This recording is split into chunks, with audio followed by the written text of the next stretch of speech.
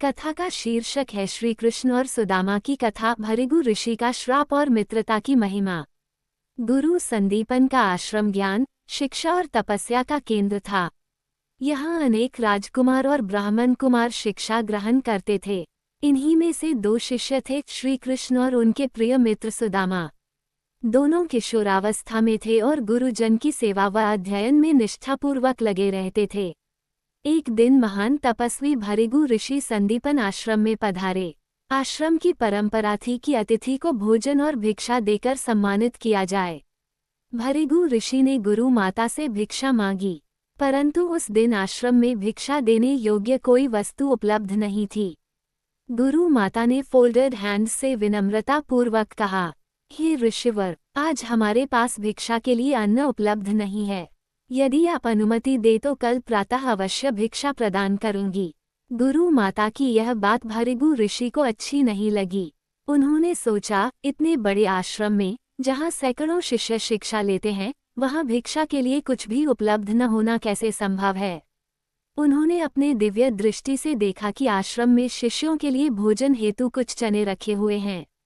ये देखकर वे क्रोधित हो उठे और आश्रम से थोड़ी दूरी पर जाकर अपने कमंडल से जल लेकर श्राप दिया, इन चनों को जो भी खाएगा वह जीवन भर निर्धन और दरिद्र रहेगा। जब भृगु ऋषि यह श्राप दे रहे थे, तभी सुदामा पास ही पुष्प तोड़ रहे थे। उन्होंने पूरा प्रसंग सुन लिया। उनका मन बहुत व्याकुल हुआ। वे सोचने लगे, यदि आश्रम के किसी शिष्य ने इन चनों को खा लिया तो उसका जीवन निर्धनता में बीतेगा। वे तुरंत आश्रम की ओर लौटे ताकि सबको ये समाचार दें। उसी समय सुदामा ने देखा कि श्री कृष्ण अपनी कमर पर चनों की पोटली बांधे आ रहे हैं। श्री कृष्ण ने हंसते हुए कहा, मित्र सुदामा, आज हमें वन में लकड़ियां काटने और पुष्प तुलसी लाने की सेवा मिली है। गुरु माता ने हमें भूख लगने पर खाने के लिए ये चने दिए हैं। हम दोनों मिलकर इन्हें खाएंगे और सेवा का कार्य पूरा करेंगे। ये सुनकर सुदामा का मन और भी भारी हो गया।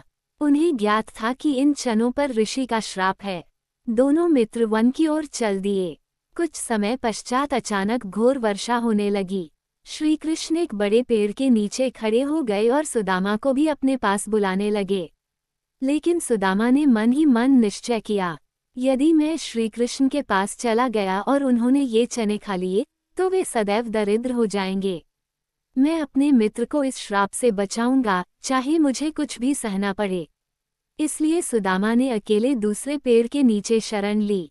उन्होंने भारी मन से सोचा, मेरे मित्र को दरिद्रता से बचाने का एक ही उपाय है, मैं स्वयं ये चने खा लूं। और इस प्रकार सुदामा ने सारे चने अकेले ही खा लिए। श्री कृष्ण सर्वज्ञ थे। वे सब जानते थे कि सुदामा ने ऐसा स्वार्थ के लिए नहीं, बल्कि उनकी रक्षा के लिए किया है। वर्षों बाद जब श्री कृष्ण द्वारकाधीश बने और सुदामा उनसे मिलने आए, तो उन्होंने अपने प्रिय मित्र के त्याग को याद किया। सुदामा ने उन्हें प्रेम से मुट्ठी भर चावल अर्पित किए। श्री कृष्ण ने उस भावनापूर्ण भेंट को स्वीकार किया और बदले में उन्हें अपार धन संपदा प्रदान की। द्वारका के समीप एक सुंदर नगर बसाया, जिसे सुदामापुरी कहा गया। ये कथा हमें गहन शिक्षा देती है। 1. सच्ची मित्रता स्वार्थ पर नहीं, त्याग और निष्ठा पर आधारित होती है। 2. दूसरों के हित के लिए किया गया बलिदान व्यर्थ नहीं जाता, ईश्वर अवश्य उसका फल देते हैं। 3. हमें हमेशा मित्रों और संबंधों में ईमानदार, वफादार और शुभचिंतक बनना चाहिए।